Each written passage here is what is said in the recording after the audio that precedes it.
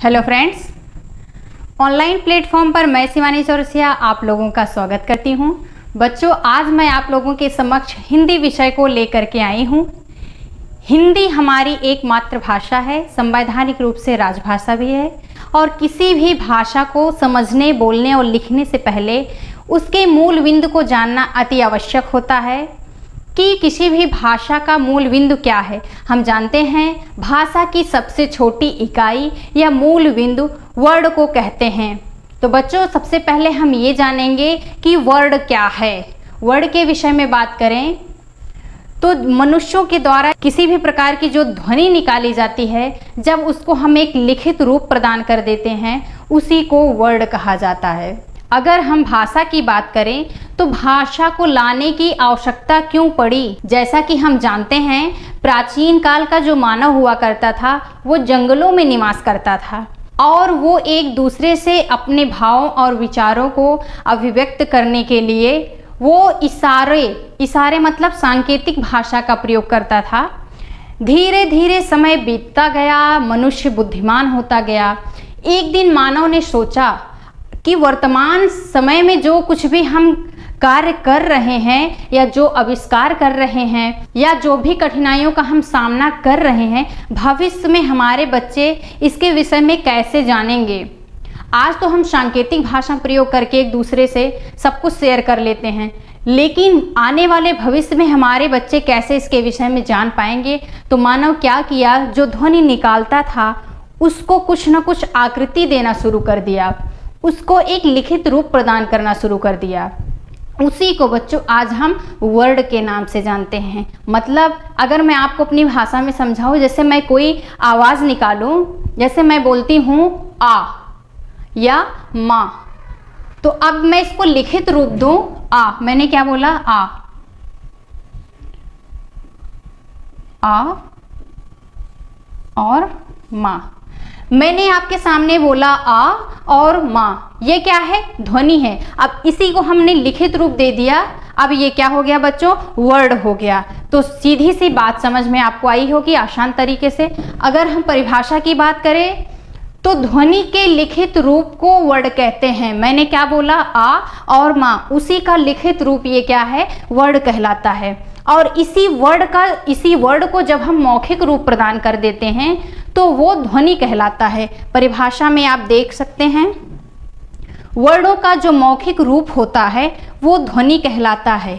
मतलब ये जो वर्ड लिखा गया है, इसी को अगर मैं पढ़ लूं आ माँ, ये क्या हो गया? ये ध्वनि हो गया, इसको ध्वनि कहेंगे। आगे अब हम बात करते हैं। मैटर ये करता है बच्चों कि जो हम ध्वनि निकाले हैं, अगर उसको जो हम लिखित रूप प्रदान किए हैं, ये जो लिखित रूप हमने उसको दिया है वो किस लिपि के अंतर्गत हमने दिया है। क्योंकि हम जानते हैं सभी भाषाओं की अपनी अलग अलग लिपि होती है। हिंदी भाषा की देवनागरी लिपि होती है, जबकि हम अंग्रेजी भाषा में बात करें तो अंग्रेजी भाषा के जो अल्फ़ाबेट होते हैं ए टू जेड जो लिखा होता है बच्चों, वो आपकी रोमन लिपि में लिखी गई होती है।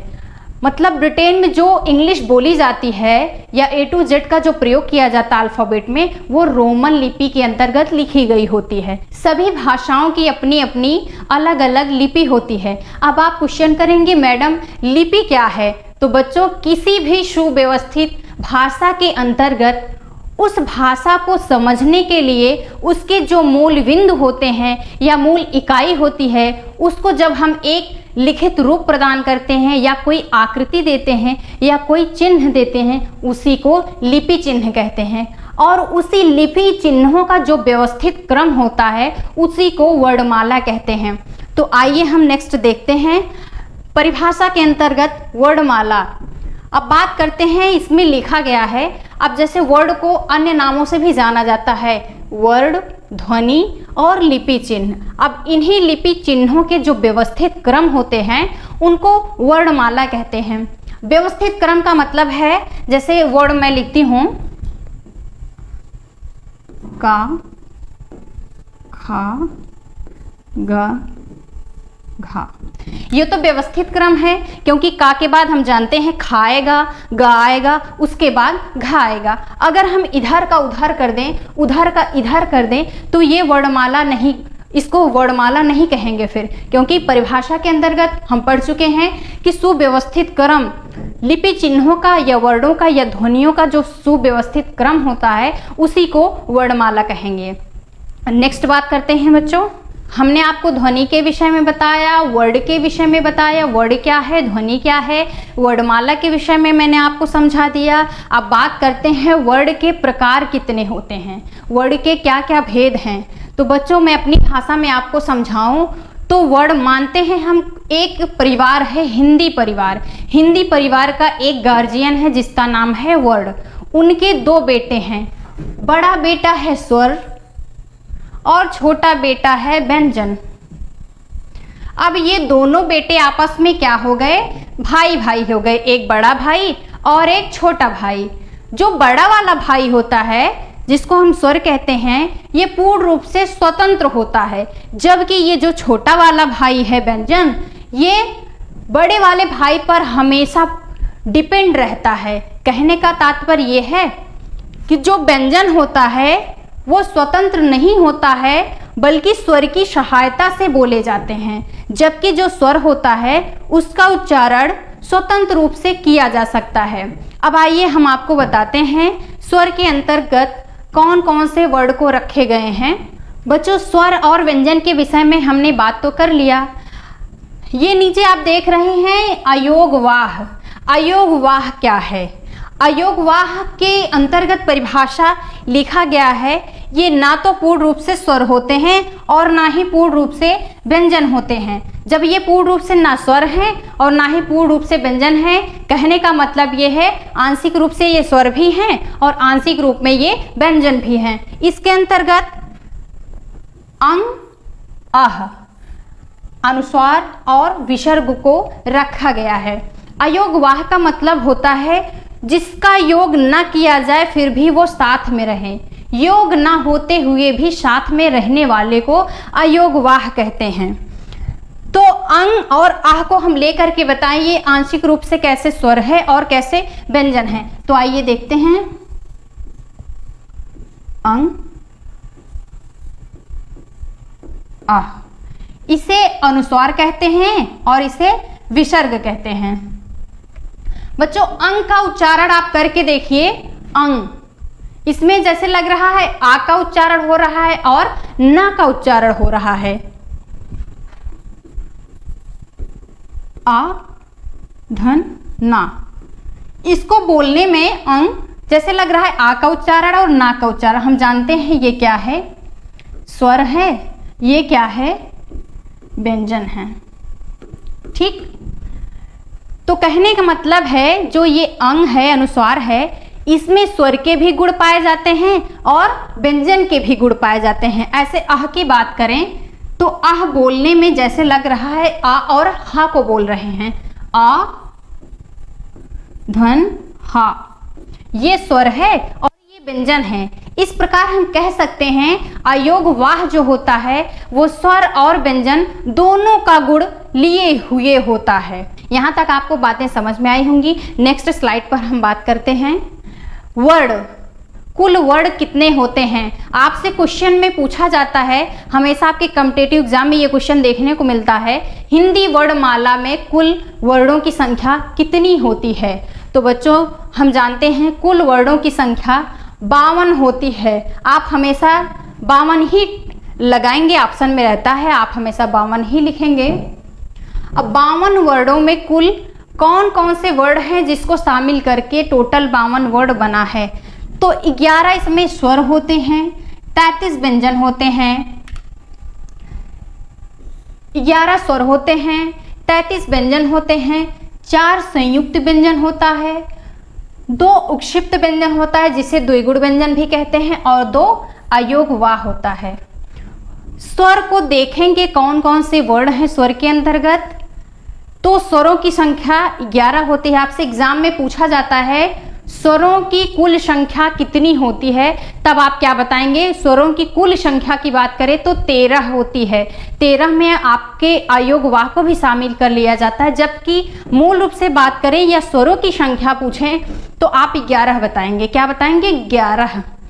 अब इसमें देखिए आ, ई, उ, री, ए, आए, ओ, आओ। 11 हो गया। तो ये स्वर के अंतर्गत इतने वर्ड आते हैं।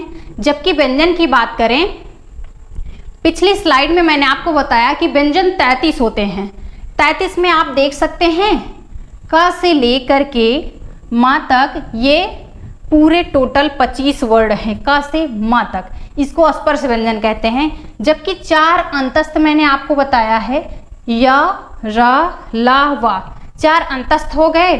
4 ऊष्म व्यंजन जिसे संघर्षी व्यंजन कहते हैं, शा, शा, शा, हा।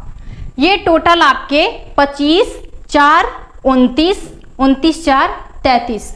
ये टोटल व्यंजन जो है, व्यंजन की संख्या हिंदी वर्णमाला में 33 है। ठीक। जबकि संयुक्त व्यंजन मैंने आपको बताया 4 संयुक्त व्यंजन होते हैं। संयुक्त व्यंजन 4, छ, त्र, ज्ञा और स्रा।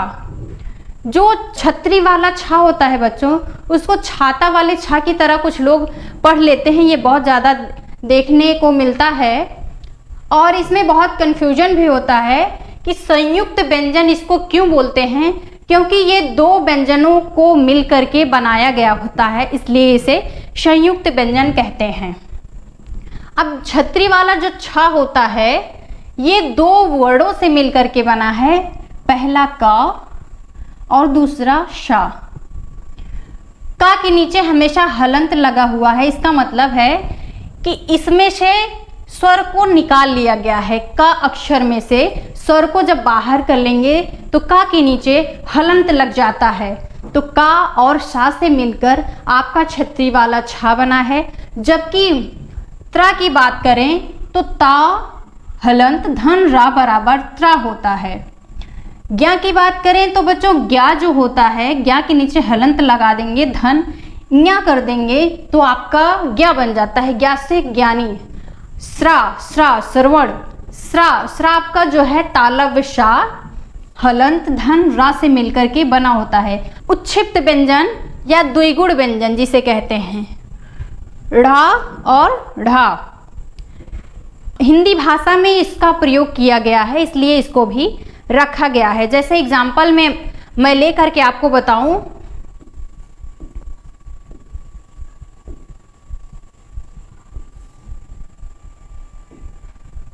सड़क। ये क्या है? सड़क। अगर इसी नुक्ता को हम हटा दें, इसी नुक्ता को अगर मैं हटा दूं, श, तो सड़क पढ़ा जाएगा। क्या सड़क सही है? बिल्कुल भी शुद्ध नहीं है, इसलिए सड़क को ऐसे लिखेंगे, सड़क। ठीक है। तो शुद्ध भाषा को बनाने के लिए उच्छिप्त व्यंजन भी लाया गया है, क्योंकि कुछ शब्द ऐसे होते हैं जिसमें डा और ढा की आवश्यकता होती है। अगली स्लाइड पर हम बात करेंगे आगत व्यंजन। बच्चों, आगत व्यंजन उसको कहते हैं जो दूसरी भाषा से हिंदी में आए हुए व्यंजन होते हैं। अब जैसे जा और फा, अब जैसे हम हिंदी में पढ़ते हैं जा, जा के लिए इंग्लिश में होता है जे, और जब इसको बोलते हैं आगत व्यंजन को तो जा नहीं जा पढ़ते हैं, जा। जैसे इंग्लिश में जा के लिए जे का प्रयोग किया जाता है, जबकि जा के लिए जेट का प्रयोग किया जाता है। और हिंदी में फा को क्या बोलते हैं? फा, लेकिन इसमें फा। ठीक है, तो बातें समझ में आई होंगी। अब पार्श्विक व्यंजन की बात करेंगे तो पार्श्विक व्यंजन के अंतर्गत ला को रखा गया है। आपके कॉम्पिटिटिव एग्जाम में हमेशा ये क्वेश्चन आता है, पार्श्विक व्यंजन के अंतर्गत कौन से वर्ड आते हैं, तो ला को रखा गया है। नेक्स्ट स्लाइड पर मैं आपको जब उच्चारण स्थान पढ़ाने लगूंगी तब मैं आपको बताऊंगी। लुंठित या कंपित व्यंजन किसे कहते हैं? तो रा को लुंठित या कंपित व्यंजन कहते हैं। जबकि अर्धस्वर की बात करें, अर्धस्वर के अंतर्गत या और वा को रखा गया है। अर्धस्वर के अंतर्गत या और वा को क्यों रखा गया है? बच्चों, अगर ये अर्धस्वर है इसको अर्ध व्यंजन भी कहेंगे, क्योंकि हम जानते हैं जब कोई भी चीज अर्ध स्वर है तो आधा वो व्यंजन भी होता है, इसी को अर्ध स्वर भी कहते हैं और इसी को अर्ध व्यंजन भी कहते हैं। या और वा को अर्ध स्वर के अंतर्गत क्यों रखा गया है? हम लिखेंगे या वा, ए ओ। अब इसी पर अगर ए की मात्रा चढ़ा देंगे तो इसका उच्चारण सेम इसी के जैसे ही तो होगा, ए और ए, वा। इसको भी ओ पढ़ेंगे, इसको भी ओ ही पढ़ेंगे।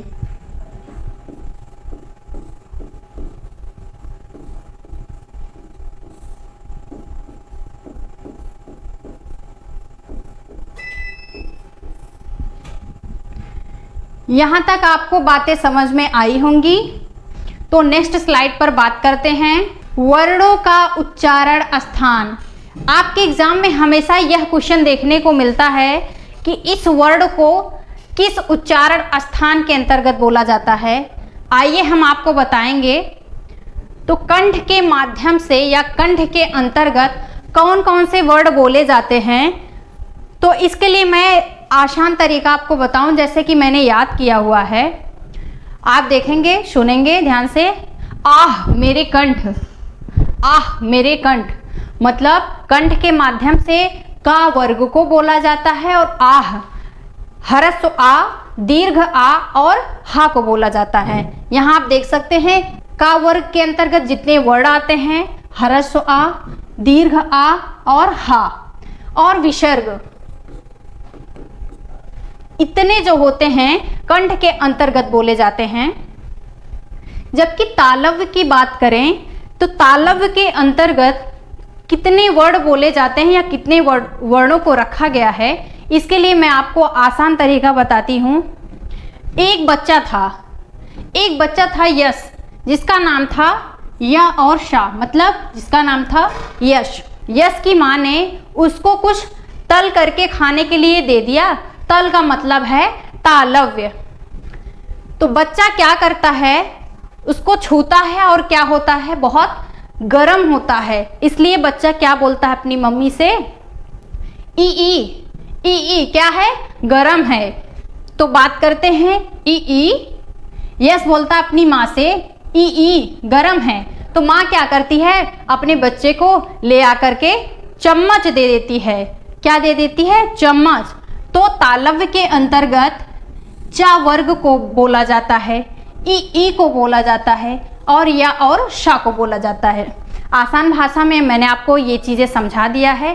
तो नेक्स्ट बात करते हैं मूर्धा के अंतर्गत बोले जाने वाले वर्ड कौन से हैं। तो आप लोग समझेंगे मूर्धा के अंतर्गत जो बोले जाने वाले वर्ड हैं, आसान भाषा में मैं आपको बताती हूं। एक पागल व्यक्ति था, उसने एक मुर्दे व्यक्ति को देखा। मूर्धा मतलब मुर्दा व्यक्ति। उसने एक मुर्दे व्यक्ति को देखा और वो पागल व्यक्ति क्या करता है, एक रस्सी ले लेता है। रस्सी, गांव की भाषा में इसको रसरी कहते हैं।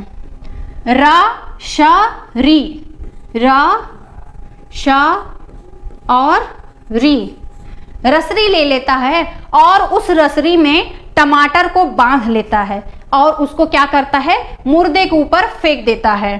तो आप लोग समझेंगे मुर्दे व्यक्ति के ऊपर रसरी में बांधकर टमाटर फेंका गया, अर्थात टा वर्ग जो है मूर्धा के अंतर्गत, अर्थात मूर्धा के अंतर्गत टा वर्ग के सभी वर्णों को, री को, रा को और षटकोण वाले सा को रखा गया है।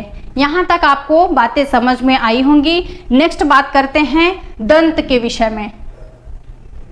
दंत के अंतर्गत कौन कौन से वर्ड आते हैं, दंत के सहारे कौन कौन से वर्ड बोले जाते हैं, किनका उच्चारण होता है। तो आसान तरीके से मैं आपको समझाती हूँ। एक छोटा सा बच्चा था, क्या था, एक छोटा सा बच्चा था। उससे बोला गया कि बेटा तुम क्या करो, एक तसला लेकर के आओ। क्या लाओ, तसला। बच्चा क्या करता है, तसले को दांत से पकड़ के लाने की कोशिश करता है। किससे, दांत से। तो समझते हैं ता ता शा ला। ता वर्ग के अंतर्गत जितने वर्ड आते हैं उनको रखा गया है, प्लस सा को रखा गया है और ला को। अब ये तसले को क्या करता था बच्चा, दांत के माध्यम से लेके आता था, दांत। ता वर्ग के अंतर्गत जितने भी वर्ड आते हैं शा और ला को बोला जाता है। आसान भाषा में आपको ये चीजें समझ में आ गई होंगी। अब ओष्ठ की बात करते हैं। ओष्ठ के अंतर्गत कितने वर्णों को रखा गया है, तो पा वर्ग को और उ को रखा गया है। आप बोलिए पा, पापा। आपके ओठ जो हैं एक दूसरे को स्पर्श कर रहे हैं, तो ओष्ठ के माध्यम से पा वर्ग के अंतर्गत जितने भी वर्ड आते हैं, पा, फा, बा, भा, मा, ठीक। और उ का उच्चारण करके आप लोग देखिए, उ, इसमें भी ओठ जो है एक दूसरे को स्पर्श कर रहे हैं। यहां तक आपको बातें समझ में आई होंगी। जबकि कंठ और तालव्य की बात करते हैं, कंठ और तालव्य के अंतर्गत ए और ऐ को रखा गया है। क्यों? क्योंकि हम जानते हैं ए कैसे बना है।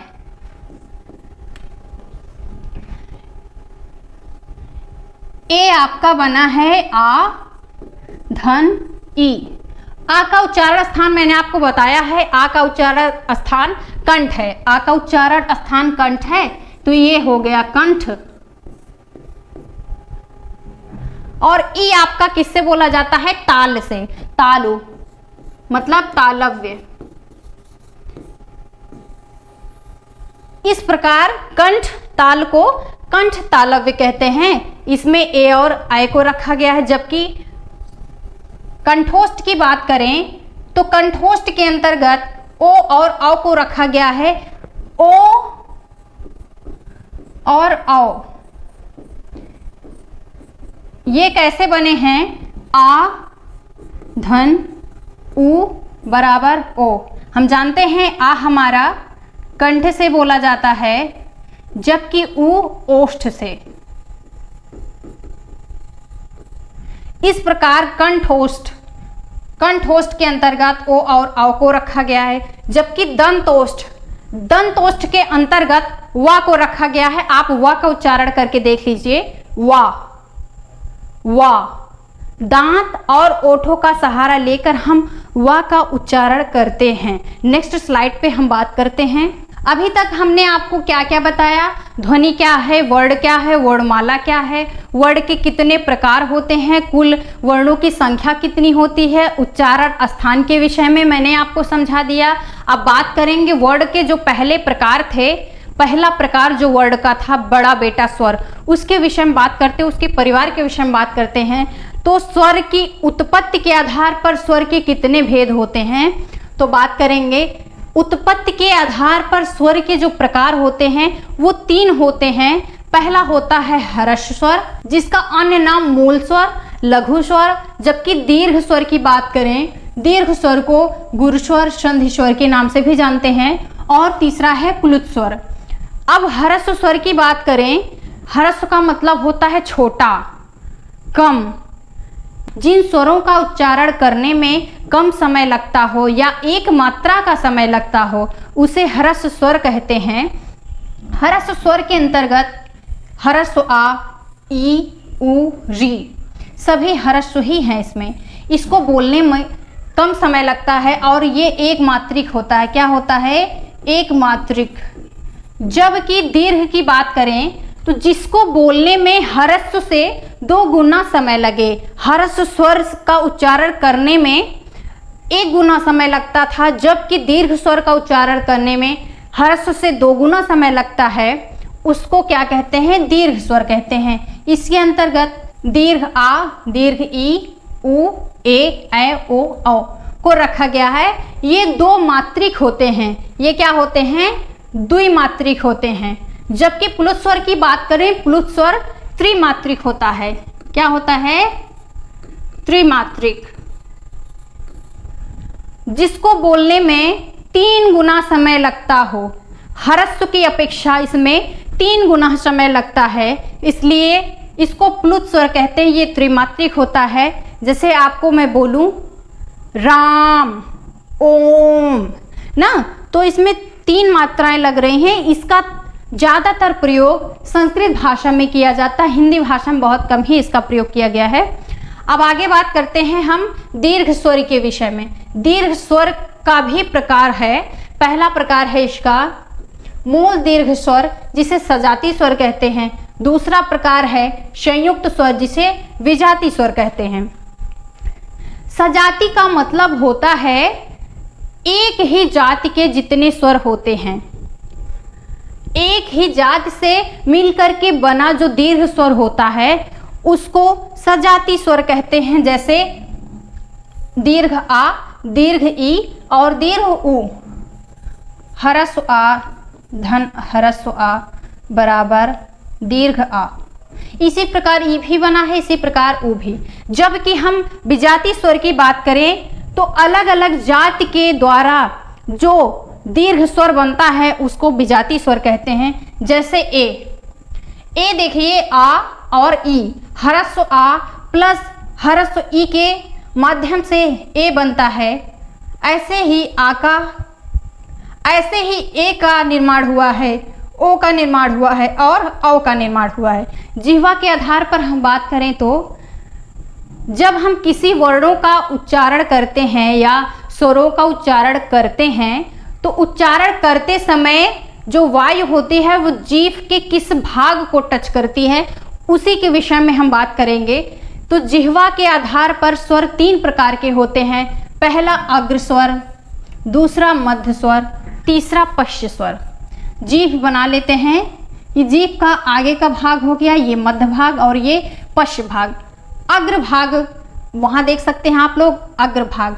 अग्र भाग के अंतर्गत ई ए को रखा गया है। आप बोल के देखिए ई ए ऐसा लग रहा है जीभ के आगे वाले भाग से, यहां से आपका ये निकल के आ रहा है, ठीक। जबकि मध्य स्वर की बात करें, मध्य स्वर में आपका आ वर्ड को रखा गया है आ, ऐसे लग रहा है यहां से उच्चारण हो रहा है, तो यहां पर ह्रस्व आ को रखा गया है। जबकि पश्च स्वर की बात करें, पश्च स्वर के अंतर्गत दीर्घ आ, ह्रस्व उ, दीर्घ उ, ओ और औ को रखा गया है। आप बोल के देख लीजिए आ, जैसे लग रहा है आवाज पीछे से आ रही है, आ उ ओ और औ। यहां तक बातें आपको समझ में आ गई होंगी। नेक्स्ट स्लाइड पर हम बात करते हैं मुख आकृति के आधार पर या मुख खुलने के आधार पर स्वरों के प्रकार के बात करें तो स्वर 4 प्रकार के होते हैं। पहला होता है समृत स्वर, दूसरा होता है अर्धसमृत, तीसरा होता है विवृत और चौथा होता है अर्धविवृत। समृत का मतलब होता है लगभग बंद या सकरा हुआ। मतलब जब हम कुछ वर्णों को बोलते हैं या कुछ स्वर ऐसे होते हैं जिनको बोलने में मुंह लगभग बंद होता है या सकरा हुआ होता है, उसके अंतर्गत ई और उ को रखा गया है। आप बोल के ही देख लीजिए ई उ, ऐसे लग रहा है मुंह लगभग बंद है। जबकि अर्धसमृत की बात करें, मतलब बोलते समय बहुत थोड़ा सा मुख खुलता है, सकरा से थोड़ा सा, सकरा की अपेक्षा थोड़ा सा खुल जाता है। इसके अंतर्गत ओ और ए को रखा गया। आप बोल के देख लीजिए ए ओ, सकरा की अपेक्षा थोड़ा सा मुंह खुल गया तो अर्धसमृत। जबकि विवृत की बात करें तो विवृत का सीधा सीधा अर्थ होता है खुला हुआ। इसके अंतर्गत दीर्घ आ को रखा गया है। आप बोल के देख लीजिए आ, पूरा का पूरा मुंह क्या हुआ, खुल गया। जबकि अर्धविवृत की बात करें, बोलते समय पूरा मुंह न खुल करके बस आधा खुला हुआ रहे। इसके अंतर्गत ह्रस्व आ, ऐ और औ को रखा गया। आप बोल करके देख सकते हैं आ, ओ और औ। आप बोल करके देख सकते हैं आ, ऐ, औ। ठीक है, यहां तक आपको बातें समझ में आई होंगी। नेक्स्ट स्लाइड पर बात करते हैं होठों के आधार पर स्वर के प्रकार। मतलब स्वर का उच्चारण करते समय आपके ओठों की आकृति कैसे बनती है उसके आधार पर स्वर के प्रकार। पहला होता है वृत्तमुखी स्वर, दूसरा होता है आवृत्तमुखी स्वर। वृत्त का मतलब होता है, हम लोग गणित में भी पढ़ चुके हुए होते हैं बचपन से, इसको क्या कहते हैं? वृत्त कहते हैं। अर्थात बोलते समय जब हमारे ओठों की आकृति गोल गोल हो जाती है तो उसको वृत्तमुखी कहते हैं। उ और औ को बोलते समय ओठों की आकृति गोल हो जाती है, आप बोल करके देख सकते हैं, उ ओ औ। ठीक है, वृत्तमुखी के अंतर्गत उ ओ औ को रखा गया है। जबकि आवृत्तमुखी की बात करें, आवृत्तमुखी स्वर, आवृत्त का मतलब होता है जो वृत्त न बना हुआ हो, अर्थात जिन स्वरों का उच्चारण करते समय मुख की आकृति वृत्त के आकार में न बने उसको आवृत्तमुखी स्वर कहते हैं। इसके अंतर्गत ह्रस्व आ, दीर्घ आ, ह्रस्व ई, दीर्घ ई, ए और ऐ को रखा गया है। यहाँ तक आपको बातें समझ में आई होंगी। नेक्स्ट स्लाइड पर मैं बात करती हूँ। देख सकते हैं स्लाइड में वर्णों का वर्गीकरण, इसमें सिर्फ व्यंजन की बात किया गया है। व्यंजन, हम जानते हैं व्यंजनों की कुल संख्या कितनी है? 33 है। 25 आपके स्पर्श व्यंजन होते हैं, 4 आपके अंतस्थ व्यंजन होते हैं, 4 आपके ऊष्म व्यंजन होते हैं। तो वर्णों का वर्गीकरण दो प्रकार से है, एक घोषत्व के आधार पर मतलब अघोष और दूसरा सघोष। प्राणत्व के आधार पर अल्प प्राण और महाप्राण। प्राणत्व का मतलब होता है हवा का बाहर आना, जबकि घोषत्व के आधार पर देखा जाए तो स्वर तंत्रियों के कंपन के आधार पर जो स्वर होते हैं उसको घोषत्व के आधार पर स्वर बोला जाता है। घोषत्व के आधार पर दो प्रकार के स्वर होते हैं, पहला होता है अघोष और दूसरा होता है सघोष। अघोष के अंतर्गत कौन से व्यंजन आते हैं तो इसको मैं याद करने के लिए आपको आसान तरीका बताती हूं। तो आइए देखिए, अघोष हम जानते हैं जब स्वर की शुरुआत होती है तो किससे होती है? ह्रस्व आ से। किससे होती है? ह्रस्व आ से। जबकि गिनती की शुरुआत किससे होती है? 1 से, 1 से। तो यहां आप देख सकते हैं 1। पहला और दूसरा वर्ग का जो पहला और दूसरा वर्ण होता है वो अघोष के अंतर्गत आता है। किसके अंतर्गत आता है? अघोष के। अघोष के अंतर्गत वर्गों का पहला और दूसरा अक्षर आता है। यहाँ नेक्स्ट स्लाइड पर मैं आपको समझाऊंगी। जैसे क वर्ग की बात करें यहाँ पर, तो वर्गों का ये पहला और दूसरा अक्षर जो होता है, ये सब की बात करें तो ये क्या है? अघोष है। मतलब पहला और दूसरा, वर्गों का पहला और दूसरा अक्षर अघोष कहलाता है, जबकि तीसरा, चौथा और पांचवा अक्षर क्या कहलाता है? सघोष कहलाता है। बातें आपको आसानी से समझ में आई होंगी। तो सघोष जो होता है, तीसरा, चौथा और पांचवा अक्षर जो होते हैं वो सघोष होते हैं। जबकि सभी स्वरों को भी सघोष में रखा गया है। सभी स्वरों को सघोष में रखा गया है। अघोष के अंतर्गत तीनों सा को रखा गया है। अब मैं आपको अपनी भाषा में समझाऊं तो गांव की भाषा में कहते हैं जो सास होती हैं वो क्या करती हैं? अघवा देती हैं। सास क्या करती हैं? अघवा देती हैं। तो अघोष के अंतर्गत तीनों सा को रखा गया है। इसमें से हा को गायब कर लिया गया। हम जानते हैं हा को गायब कर लिया गया है। हा को फिर किस में रखेंगे? अंतस्थ के साथ आपके सघोष में हा को भी शामिल कर दिया गया है। जबकि प्राणत्व के आधार पे बात करेंगे, प्राणत्व के आधार पर वर्णों की बात करें तो प्राणत्व के आधार पर दो होते हैं प्रकार, एक अल्प प्राण और एक महाप्राण। अब अल्प प्राण की बात करें तो यहाँ भी आप देखिए स्वरों की जो शुरुआत होती है वो ह्रस्व आ से होती है और गिनती की जो शुरुआत होती है वो 1 से होती है। इसलिए अल्प प्राण में भी अल्प प्राण देखिए अघोष से बड़ा दिखाई पड़ रहा है, अल्प प्राण। इसलिए यहाँ पे 2 वर्ण हैं, पहला और दूसरा। यहाँ पहला, तीसरा और पांचवा, वर्गों का पहला, तीसरा और पांचवा तथा सभी स्वरों को अल्प प्राण में रखा गया है। अल्प प्राण के अंतर्गत अंतस्थ व्यंजन को रखा गया है। अब कैसे याद करेंगे कि यहाँ पर अंतस्थ व्यंजन होगा या ऊष्म व्यंजन होगा, ये हम महाप्राण में आपको क्लियर करते हैं। तो जब यहाँ पहला, तीसरा और पांचवा अल्प प्राण में आ गया है तो बचा क्या है, दूसरा और चौथा। तो दूसरा और चौथा क्या हो गया, आपका महाप्राण हो गया।